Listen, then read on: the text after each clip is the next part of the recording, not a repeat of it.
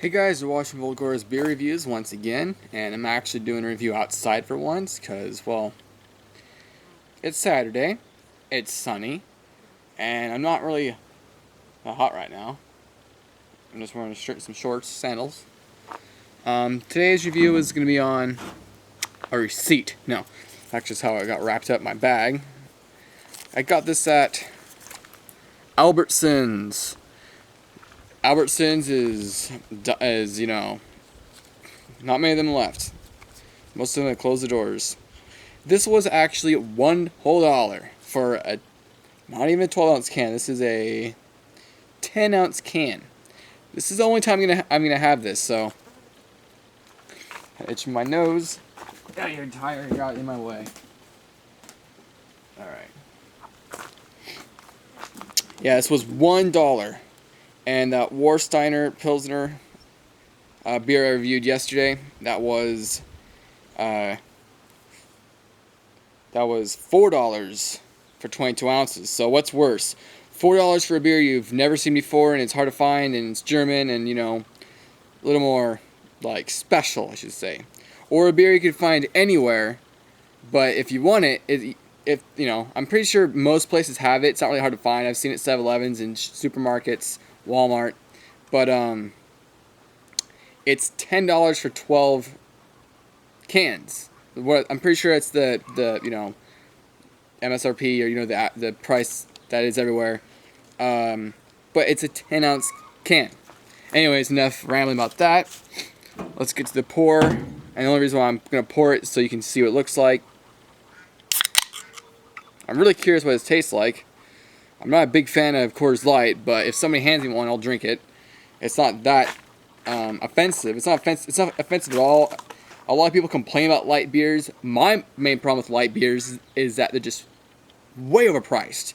Why is light beer the same price as the standard when standard Coors is $5? The Coors Light, I should say, is I think 4 or 4.1. It doesn't make any sense to me. This was frozen, but now it's not. So that was whatever. Okay, I'm using my smaller glass. I don't think it matters if I pour it at a big angle because there's not going to be much of a head on this. Wow, lots of bubbles. This looks like a 7-Up or a Quack. I don't know. Alright, so the smell, I'm going to guess like corn. Oh, it does smell like Sprite. Oh my god. It smells like Sprite. It smells exactly like Sprite. Like, I don't even, pick up any Coors in there. Like, I know what Coors smells like. It smells like almost nothing, but a little bit of that, like a thin, I guess, ricey, but just because I know what's in it, that's what it smells like. But this just smells like, what'd I say? No, I forget. You can smell the orange. Oh, Sprite. It smells a little more orangish than Sprite, but my first thought was Sprite. A little more orange Sprite. Kind of like the LeBron James edition Sprite. Holy shit, that's a big, huge bee. Don't touch me. Stay away from me, you big, huge bee. That was a bald-faced horn, in case you're wondering. I've never been stung by one, but oh my god. Anyways, back to the beer. There's no hay, but it's still fizzy. Alright, here we go.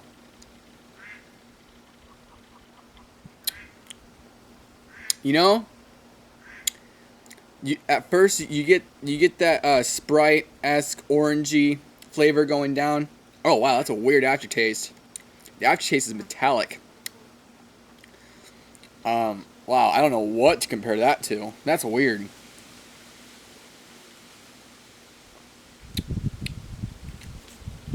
Ugh. Weird. That is freaking weird.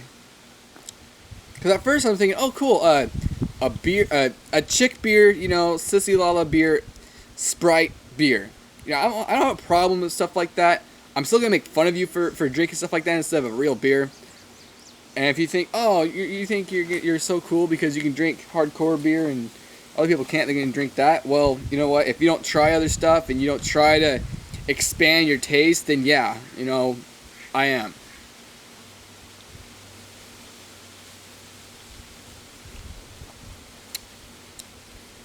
A lot of carbonation. Um,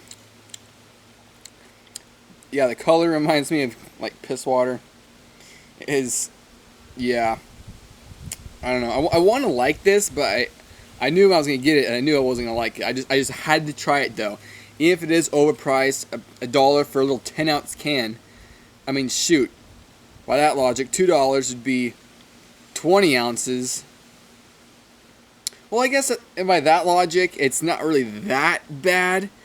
But usually you get a 22-ounce bottle. Usually it's a craft beer, and you're not usually gonna get it. Well, hold on a second.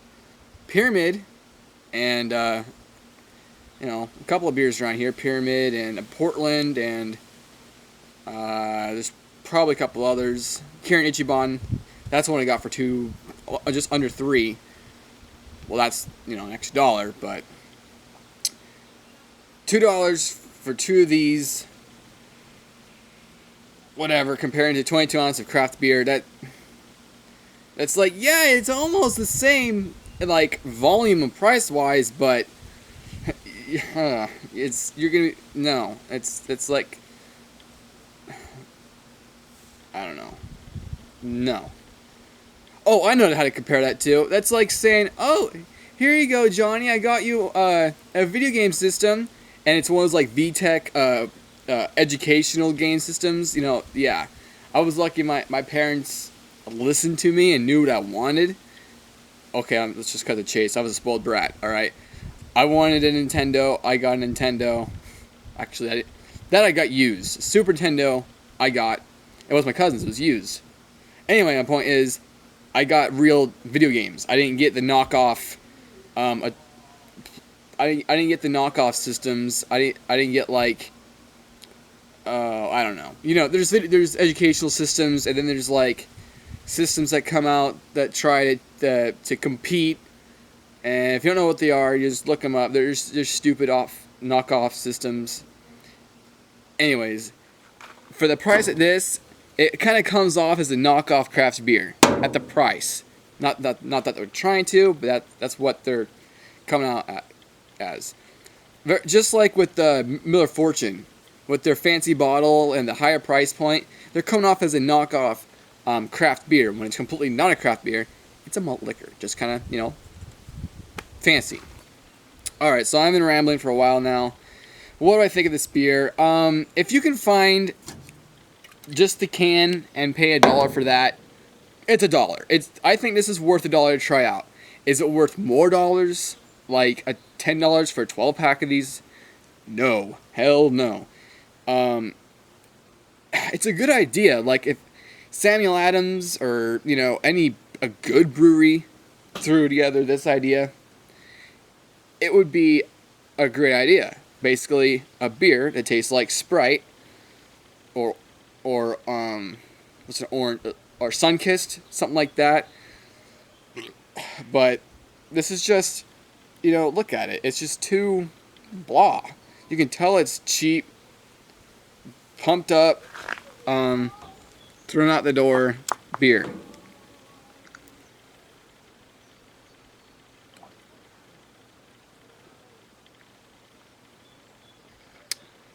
It also reminds me of Capri Sun. Like, it just tastes kind of fake. Capri Sun, it's always tastes like flavored water in a plastic pouch. I mean, it never really tasted like real fruit juice. Of course, it's from concentrate, but it's yeah, I hope you know what I mean. Now let's go to Beer Advocate, because I've been rambling a lot. For a crappy beer, I do have a lot to say about it. Okay, Beer Advocate gives it a 60 pour. The Bros have no score, and the submitted average review is 2.41. And the alcohol content is a whopping 3.9%. Yeah, 3.9. That's pretty freaking low. And it's so pitiful that it's so expensive.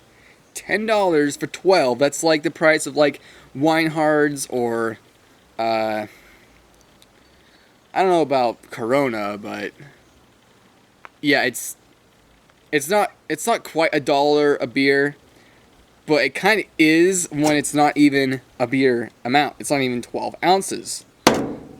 So I mean, if this was like 8%, like a Bud Light margarita, then I wouldn't really mind because it's it's so concentrated, such high alcohol content. You only need a little one. But this is only 3.75%. It's just like, why? I mean, the only people I could see really enjoying this is dudes that just don't really get into beer and they like just light beer and they don't drink very much. And when they want to have a beer, they just want to have something they can take a quick swig of and then done. Or just women that don't, like I said, don't drink very much. Which is the same thing. So they don't really drink very much, but they want something light, crisp, refreshing, and get it down. But there's so much better out there. So much better. It's cheaper and tastes better. For being a low alcohol content, I am feeling it, but that's because it's the first thing I drank today, which is saying something. Isn't that good when you can feel a buzz off of almost nothing?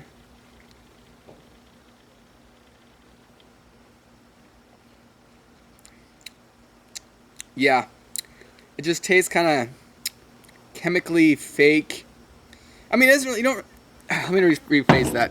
I taste a lot of apple ciders, and with all those apple ciders I taste, all those ciders except for,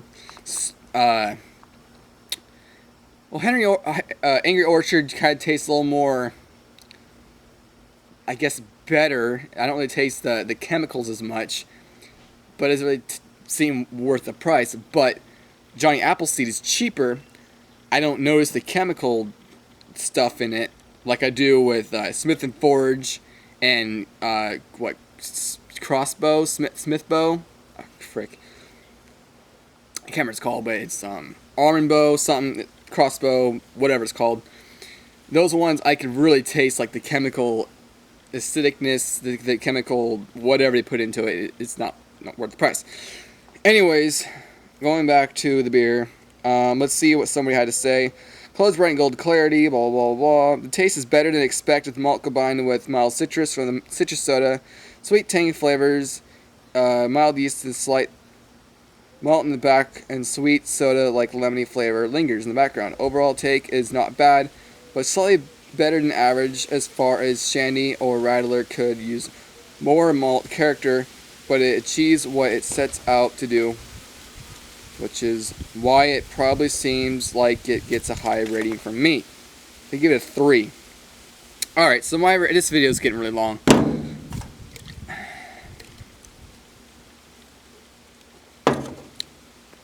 Yeah, it just tastes like you had a beer and you took like maybe it's Tang. You took Tang and put Tang in it. Tang or Sprite, Tang and Sprite, like an orange Sprite, something like that. It just tastes like that, and so thin and watery, super fizzy.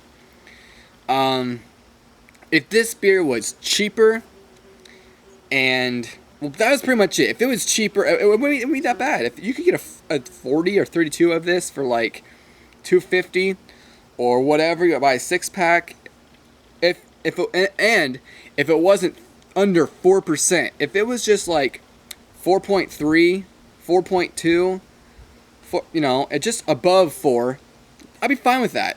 But under 4, I don't see the point. It's like, is there a real reason why you have to produce a beer that's less than 4%? Granted, it's a quarter less than 4, but that's a quarter. Whatever. It's a novelty beer. It'll probably come and go, and there is a lot better out there. But for just to try it out, it's not horrible. I mean, somebody handed this, I drink it fine. But if somebody says like, what, can you get me some, like if they said, how come you don't get this? I would say, are you serious? That's $10 for 12 of these little cans. Or I could spend $15 and get 30 12-ounce cans of Milwaukee's Best, which I just did, and that'll be my next video review. I guess there's nothing else for me to say other than if you get this, just get one can. I don't know. You get the pack, but it's like a waste of money, and you're just gonna influence them to make more stupid beers, more stupid ideas. And since Miller Coors is together, I wish, well, it has nothing to do with that, but they're gonna put this crap out. But the beer that I want to try, I've never had, I've just seen it before, is Red Dog. I want to try it, but it's not available here. I'd much rather. That sounds a lot better than this. But oh well, that's my thoughts. Oh, did I even give it a number? No, I didn't. My final rating is probably,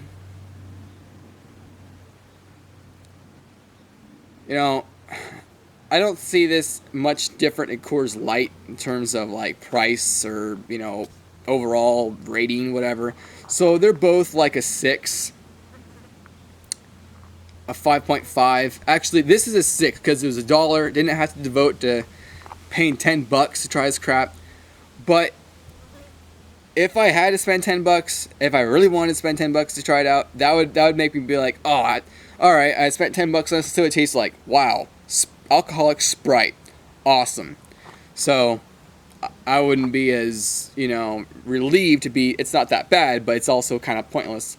I'm repeating myself too. So yeah, I'm gonna say a 5.5-ish, depending on the price.